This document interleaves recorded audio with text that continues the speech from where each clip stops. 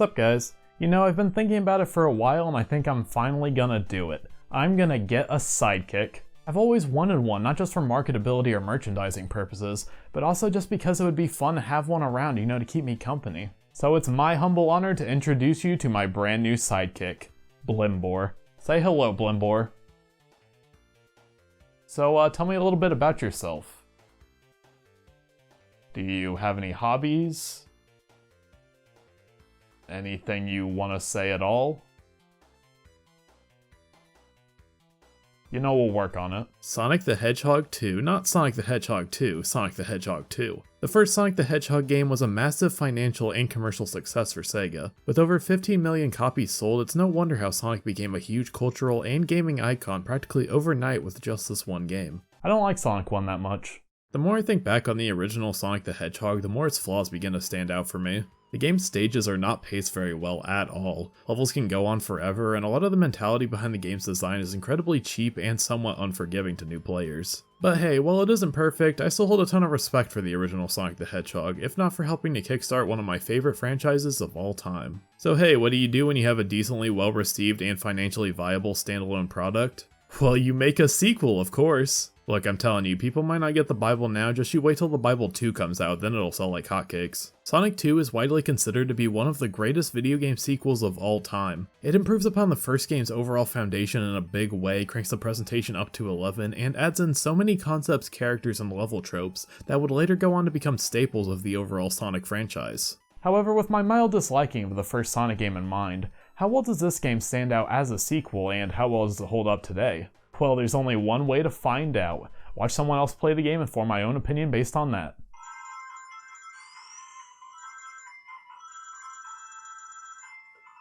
Forget it, let's just play the game ourselves.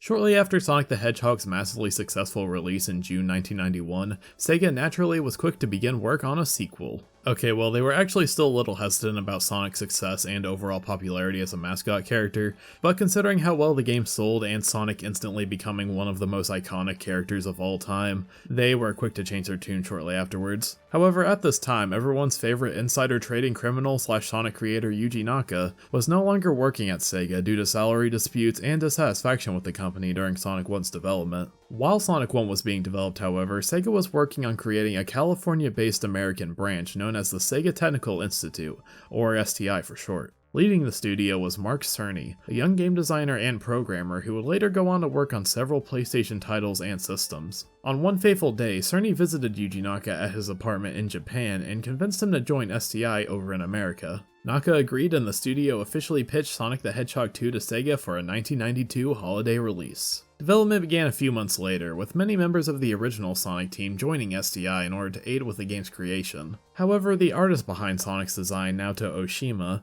elected to stay in Japan due to him already working on another Sonic project at the time that God only knows if we'll talk about next time. Sonic 2 had a 9-month-long development cycle with over 100 people working on the game, which was much larger in scale when compared to Sonic 1's team size. The main idea of the project was to go all out with concepts and level designs, while also building upon the core design of the original title. The game was made significantly faster, more and more level ideas were implemented with the acts within zones being cut into 2s rather than 3, and criticisms such as Sonic having to backtrack in order to build momentum were alleviated with mechanics such as the spin dash. One of the biggest new additions to Sonic 2 was with the creation of Sonic's new sidekick, Tails the Fox, a yellowish little guy with 2 tails who would ultimately become Sonic's best friend and companion for the final release. The idea behind Tails' creation was because one of the game's designers, Hirokazu Yasuhara, wanted to add a second playable character to the title since he found multiplayer games to be much more fun than single-player ones, and because he wanted siblings to have the ability to play together side by side throughout the entire game. Just like with the conception behind Sonic's design, an internal contest was held within the company to figure out the look of Sonic's new partner, with Yasushi Yamaguchi's Fox design eventually coming out on top. The character was named Miles Per Hour, meant to be a pun on the phrase miles per hour, but since Sega actually wanted people to like the character, they eventually reworked it to Tails, based on the character having 2 tails as a reference to Phantasy Star's Meow. I hope I said Meow correctly, I don't know anything about Phantasy Star. I love Tails as a character. While he doesn't have much of a personality in this game, his inclusion really helps to add some charm to the overall adventure, and the design is just so solid overall, especially with his ability to fly with his 2 tails. On the sound front, Masato Nakamura was once again brought in to work on the game's soundtrack, with the core idea being to make all of the tracks much more atmospheric and representative of the level's themes and designs. As development dragged on, the team as a whole faced a lot of difficulties and obstacles during the 9 months they were working on the game. Since STI was composed of both American and Japanese developers, the team faced a lot of language and cultural barriers which made cooperation between the two incredibly difficult. As tensions grew, Mark Cerny would eventually end up leaving the project, feeling that the American developers were not being treated respectfully by the Japanese developers, which left Masaharu Yoshi to take up the position of Sonic 2's director, as well as the temporary head of Sega Technical Institute. On top of that, the rather strict and short development time also meant that several ideas and concepts had to be cut from the final game. The most notable piece of cut content was an entire secret zone known as Hidden Palace Zone, which was featured heavily in pre-release advertising and would serve as an in-game explanation for the origin of the returning Chaos Emeralds from the first game. There were some other zones that were cut, such as a forest level named Wood Zone and a desert level named Dust Hill Zone, but they're not nearly as realized or as interesting as Hidden Palace Zone to me. Some of these levels can still actually be played through the use of cheat devices, fan recreations, or even through leaked prototypes such as the Simon Y prototype. But fuck all those other zones, there was going to be a level called Genocide City Zone, and man, you know your mornings are going to be crazy if you live in a place called Genocide City. You're just asking for a bad time there. To say the development of Sonic 2 was intense would be a massive understatement. The entire game had only become fully playable from start to finish during the last 48 hours of development, which is just absolutely insane to think about. But in the end, Sonic 2 was completed and would globally release on November 24th, 1992, dubbed as Sonic Tuesday. And man, did the marketing team want to make damn sure that you remembered that. A whopping $10 million was spent on Sonic 2's advertising campaign, with them creating t-shirts, posters, Sonic costumes for people to wear at airports just to promote the game. Jesus, they went all out for this. I mean, Sega would end up releasing the game 3 days earlier in Japan, so the tagline of Sonic Tuesday doesn't really mean anything in an official sense. Upon release, Sonic 2 received even greater critical acclaim and recognition than the first game, and would ultimately go on to become the second highest selling game on the Sega Genesis with over 10 million copies sold. Just like with Sonic 1, I first played Sonic 2 through Sonic Mega Collection Plus on the PlayStation 2, and just like it, I was never able to make it past the second zone as a kid. I don't really have an excuse as to why though. At least in Sonic 1, Marble Zone was a complete shift in game design and tone from Green Hill Zone, so it kinda makes sense for a 5-year-old to not be able to beat it, but Chemical Plant doesn't really have that excuse. I think I was just bad at this underwater platforming section or got tripped up by the trapdoors towards the end of Act 2, I don't know. But hey, that was then and this is now. So I'm pretty excited to actually play this game finally from front to back for the first time. So let's see why so many people hold this game up so highly. This is Sonic the Hedgehog 2.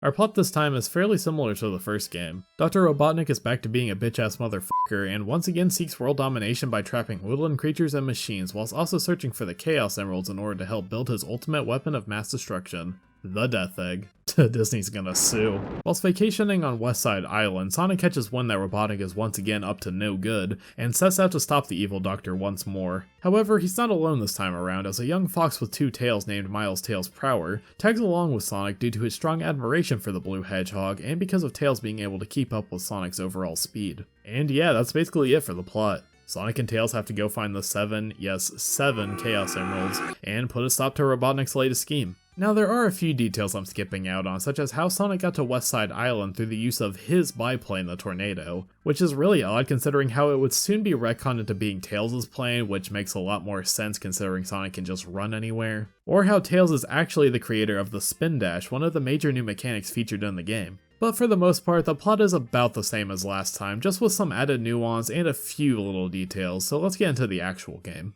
As a whole, Sonic 2's core design is still fundamentally the same as it was in the first game. You run and platform throughout levels and worlds titled as acts and zones respectively, in order to reach the goal at the end and move on. Rings still act as a health bar where getting hit will cause you to lose all of them, followed by death should you get hit with 0 rings. Enemies still die if you jump or roll into them, all of the power-ups from the last game are still available to assist you in acts, and every last level of a zone still ends with the boss battle against Dr. Robotnik. The main difference between Sonic 1 and Sonic 2, however, is the overall game feel feel, and level design. Sonic 2 feels so much faster than Sonic 1, which in turn makes the game feel way better to control. In the last game, your maximum speed would cap after a certain amount of time, while Sonic 2 just allows you to blast through stages in an instant, and it's great. You go so fast in this game that even the camera has a hard time keeping up sometimes. I'm not sure if Sonic's actual controls were adjusted at all between the two games, but Sonic 2 just feels like how 2D Sonic should be played. While we're on the topic of speed, the level designs and core structure of the game have also been adjusted to accommodate Sonic's new sense of momentum. Zones only contain 2 acts now when compared to the last game's 3,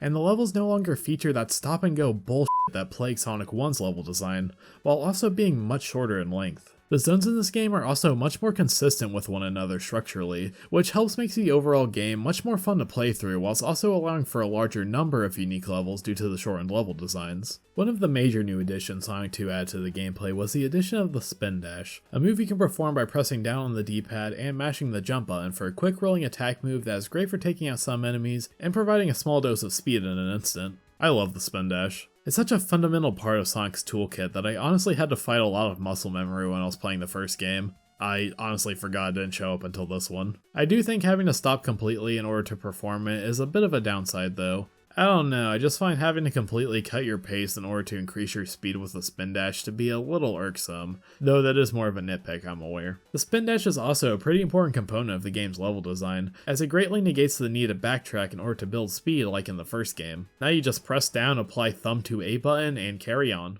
As mentioned previously, Tails makes his debut in this game as your AI companion that will mimic all of your movements and gameplay. If you plug a second controller into the console, you can actually play as Tails, who pretty much just plays exactly the same as Sonic. In future games they would differentiate his gameplay by allowing him to briefly fly within levels, but here he may as well just be a smaller yellow Sonic. Having two-player co-op was really cool though, and pretty innovative for 1992. However, due to the speed of the overall game, it's very difficult for Tails to keep up sometimes, which will frequently lead to him getting left behind in the chaos or even getting killed for being in the wrong place at the wrong time. Playing as Tails is basically playing the game in little brother mode. You know, when you give your brother the controller so they'll stop pestering you to play something else, yeah, it's like that. Hey Blimbor, you wanna play Sonic 2 with me?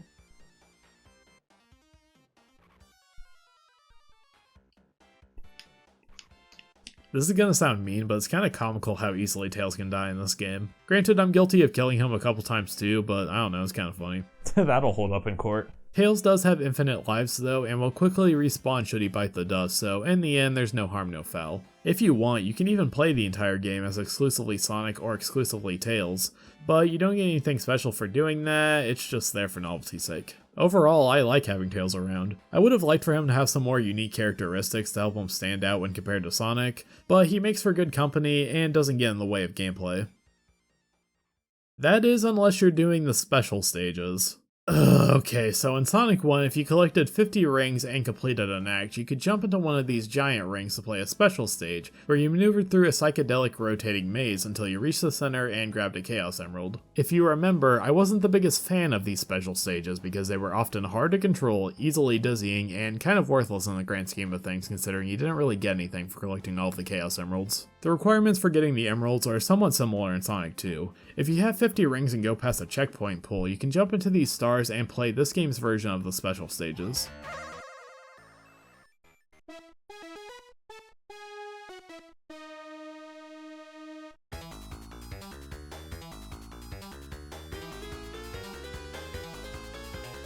Yeah, this isn't much better. So instead of the rotating maze thing, Sonic 2 introduces us to the half pipe, which is something of a staple for Sonic special stages in future games. Let me get my positives out of the way first. This thing is pretty technically impressive for the time. The pseudo 3D environment of the actual half pipe and the unique character models are really well done and help to make this feel much more like an actual 3D environment rather than a 2D emulation of 3D. The song that plays here is also pretty nice too. Sure, the intro to the song may be seared into my brain for the rest of my life, but hey, at least the rest of the song is good. That's it. God, fuck these special stages. They require you to grab a certain amount of rings through 3 cycles of the half pipe, with your reward ultimately being one of the 7 Chaos Emeralds. The problem here is that the ring placements are so difficult to predict, the 3D perspective makes it tough to know exactly where you need to stand, and getting hit by a bomb causes you to lose so many rings to the point where it basically means you fail the stage if you just got hit once. On top of that, Tails can also collect rings and lose them just as easily, which will almost always happen considering his delay delayed movement makes it impossible for him to dodge 95% of most incoming obstacles. These special stages are so difficult to beat, they are awful. It honestly feels like you have to do a goddamn perfect run at points just to get the Chaos Emeralds. Oh, also when the special stage is over, you're left with 0 rings, and that fun design decision killed me a couple times and I'm not happy about it. Now, on the plus side, all of the acts have plenty of checkpoints placed throughout, which gives you multiple opportunities to try the special stages out so long as you have 50 rings. Here's the problem. I don't know if it's just me, but I barely saw most of the checkpoints during my playthrough. I honestly don't know what it was, but at most I would only see 1, maybe 2 checkpoints per act, which made it incredibly difficult to go for all the emeralds. On top of that, and I have no problem with admitting this, I am not very good when it comes to classic Sonic games. I have the damnedest time keeping over 50 rings in these titles specifically, which makes actually getting to play the special stages pretty much an impossibility for me. Now, don't get me wrong, Sonic 2 isn't a very difficult game, at least not until the very end when you would expect it to get difficult, but we'll get to that later. Overall, the game's not very long, levels are fairly short, and getting continues and extra lives feels much easier to do than last time, so long as you actually know where to find them. And unlike Sonic 1, it's not filled with bullshit level designs where it feels impossible to react to what's coming at you. My issue is that I'm just not very experienced when it comes to these games in particular, which makes it difficult to know all of the strats, techniques, and secret locations that other Sonic fans have had over 30 years to memorize at this point. It's that or I'm just fucking stupid, I don't know. All of this is to say that no, I didn't go out of my way to collect all of the Chaos Emeralds. Sure, if I kept at it, I could probably beat all of the special stages on my own and earn my place as a true Sonic fan, but I just personally don't want to do it. But let's say that you are able to beat all of the special stages and collect all of the Chaos Emeralds, or you know how to type a password into the option screen. What do you get for all of your troubles? Well, after collecting 50 rings and jumping into the air, you can turn into the all-powerful and incredibly fast Super Sonic, making its official debut here. Playing as Super Sonic is basically playing the game in easy mode, or in boost arrow mode if you want a more meta joke. You run incredibly fast, are practically invincible, and your jump is absolutely insane. The only downsides to Super Sonic are that you need to keep collecting rings to maintain its form, since they slowly drain from your overall count and will revert you back into your normal form should you run out. Also, even though he's invincible against every enemy, Super Sonic can still be killed by being crushed or falling into a bottomless pit, so, you know, maybe watch out for that. Oh, also the music gets completely overwritten by the Super Sonic theme, which is incredibly short and repetitive and annoying, and I hate it. But nonetheless, Super Sonic is an awesome reward for going the distance and pushing through all of the hell that lies within the special stages. The form's gotta be a ripoff of Super Saiyan though, right? Golden spiky hair, unbelievable power. Hell, Super Saiyan debuted in the Dragon Ball manga a full year and a half before Sonic 2 even released, so it's gotta be the inspiration, right? I guess it's only a matter of time before Sonic goes Ultra Instinct, am I right? Oh shit. Okay, so we've talked about the core design and some of the more positive and negative aspects of Sonic 2's features, but let's dive a little deeper and look at all of the game's various zones. The game opens with Emerald Hill Zone, which is basically just Green Hill again, but with added corkscrews and way more color. I guess while we're here, let me talk about the presentation real quick. Sonic 2's visuals and sounds are leaps and bounds better than Sonic 1. I guess that's another tally for the score count. Every level is so colorful, so filled with detail and charm that it makes every zone feel so engaging and memorable. From the blues and yellows of Chemical Plant to the orange and purples of Oil Ocean, every stage looks incredible and sounds incredible to boot. I love Sonic 2's OST. I find it a lot better than Sonic 1's, even though I already thought that game's OST was pretty good already. There's just so many great tunes in this game. Emerald Hill, Chemical Plant, Aquatic Ruin, Casino Night, Mystic Cave, Metropolis Zone, they're all bangers that push the level aesthetics to new heights while also being incredibly catchy and memorable. Anyway, back to the actual zones. Like I said, Emerald Hill isn't the most original zone ever made, but it's still a really fun first level, with loads of speed and alternate paths to find to make things interesting. At the end of every second act, you face off against Dr. Robotnik and one of his contraptions, and while I thought the boss fights in Sonic 1 were actually pretty challenging overall, here they're relatively easy. There are a couple of tricky fights every now and then, but for the most part they just feel like waiting games until you can actually get an opportunity to attack the boss and nothing else. Following Emerald Hill is Chemical Plant Zone, which is easily the most iconic level in the entire game. This and Green Hill are the two most reused level designs in the entire franchise, but only because they nailed it so effortlessly in these original games. I love the sense of speed you can get here, and the only downside is the slow-ass underwater platforming challenge and the platforms that can fall out from beneath you occasionally. I never really knew what this pinkish-purple chemical water was supposed to be though. Is it grape juice? Pepto? Lean? Aquatic Ruin is next, and this one doesn't do much for me. It's not a bad level, but I think they went a little overboard on the foliage details, and some of the enemies just pop up out of nowhere, which is hard to react to. I should also note that Sonic's underwater physics are just as slow as they were in the last game, which means the underwater segments in this stage in particular are rather annoying. Though it is actually possible to play this entire zone without ever touching the water once so long as you're a skilled enough player. I am not. Casino Night Zone, finally, some representation for all of the gambling addicts out there. I like this one. It's incredibly laid back, barely has any enemies, and the sound design of stuff like the bumpers and slots are some of my favorites in the entire game. It can be a little repetitive with its actual core design, these springs can somewhat ruin the pace overall, and the boss is hot garbage, but ignoring all of those factors, it's not so bad. Next up is Hilltop Zone, and this is probably one of my least favorite levels in the game. It's not horrible, just kind of basic to me. I don't know, nothing really sticks out to me here besides the... It also kind of reminds me of Marble Zone. That's not a good thing. We're about halfway through the game, and next up is Mystic Cave Zone, which is definitely the darkest zone aesthetically in the entire game. It's alright. There are obstacles and instant death traps everywhere, which is pretty annoying, but the atmosphere, visuals, and especially the song that plays here help to make it stand out a ton. I could have gone without the Sonic version of a Punji Pit though. Oil Ocean Zone. I like the concept of this world, but I think the level design can be a little repetitive. I don't know, there's just a few too many elevators and spinning fans for my liking, and falling into the oil is almost always a death trap for me. Up next is Metropolis Zone, or as I like to call it, Hell. Jesus, this stage is a nightmare. The obstacles are annoying to platform on, the shellcracker slicers and especially the Asterons are some of the worst video game enemies ever put to code, and I swear to god, this long ass corkscrew elevator that you have to run on for an eternity is absolutely dreadful. You know, I beat Act 1 thinking that everyone was overreacting about the difficulty of this zone, but after finishing Act 3, I think I need to go to therapy for the rest of my life now.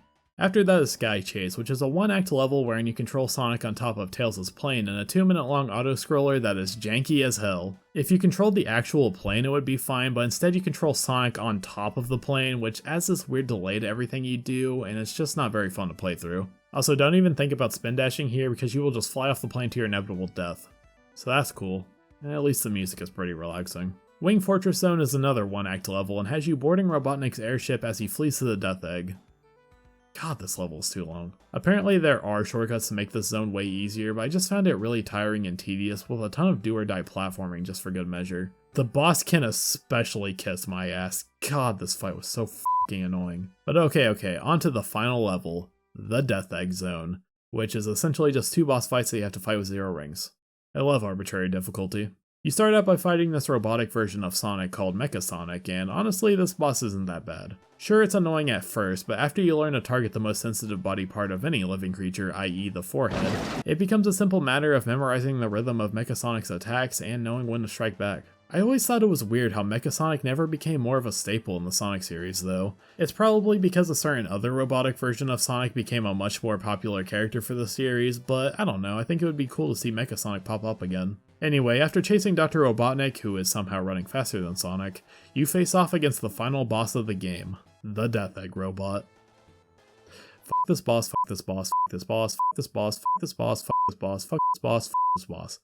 God, the hitbox on this guy is so difficult to reach. You have to hit him at the exact right spot, because if not, oops, you died because we gave you 0 rings, better fight Mecha Sonic again. After several deaths, however, I started to figure out a technique to beat him. Aim for the red part of the robot's body only when its arms are exactly at its sides. Then you just avoid the jump attack and subsequent rocket fist that I swear comes out way too quick, and rinse and repeat until you win. Afterwards, the Death Egg explodes, Sonic falls to orbit, Tails saves him with his plane, pose for the camera, boom credits. And that's Sonic 2. There are a couple of extra little things like a 1v1 split screen racing mode that horribly stretches the screen and lags the game to hell and back, but I don't know, it's still kind of a fun little novelty, especially considering the ambition of the devs for wanting to put a split screen racing mode in a 1992 game. The debug mode returns from Sonic 1, allowing you to horribly destroy these fantastic levels by placing too many objects, and you can once again enter codes in the options menu to get things like an easy supersonic, multiple continues, a level select, infinite lives, and even the option to change Tails' name back to Miles in the base game. Don't know why you would want to do that, but you can. Sonic the Hedgehog 2 is such a phenomenal sequel that fixes just about every problem I had with the original. The game is faster, the level design is more forgiving, the music is so good. and overall it's just simple fun from beginning to end. Sure, the special stages blow, Sonic's underwater controls are still dreadful, and the game design towards the end does take a bit of a nosedive, but the game as a whole is just oozing with personality and charm from start to finish, and its positives far outweigh its negatives in my eyes. Even though Sonic 1 kicked off the series, I think this is where the Sonic series really began to find its footing. If you want to play Sonic 2 for yourself, well, it's a good thing that it gets re-released just as frequently as Sonic 1 does, which means it's on basically every modern platform that you can imagine, including on the Switch 3 whole times. Like with Sonic 1, there's also a fantastic mobile version of Sonic 2, once again created by Christian Whitehead. It has a lot of the same additions that Sonic 1 already had on mobile, save slots, infinite continues if you want them, super forms for all the characters, stuff like that. However, the biggest addition to this release was the re-implementation of Hidden Palace Zone that originally got cut during development of Sonic 2. That's so cool. It's crazy that you can actually play this piece of cut content through official means, and look, Robotnik even has a trombone-themed boss fight. This is definitely worth the asking price. Sonic 2 is a phenomenal sequel that definitely holds up 30 years later. However, now that I've finally finished it, it's really gotten me to reflect on my relationship with my own sidekick, Blimbor. So I think it's finally time to upgrade that relationship from sidekick to friend. What do you say, Blimbor?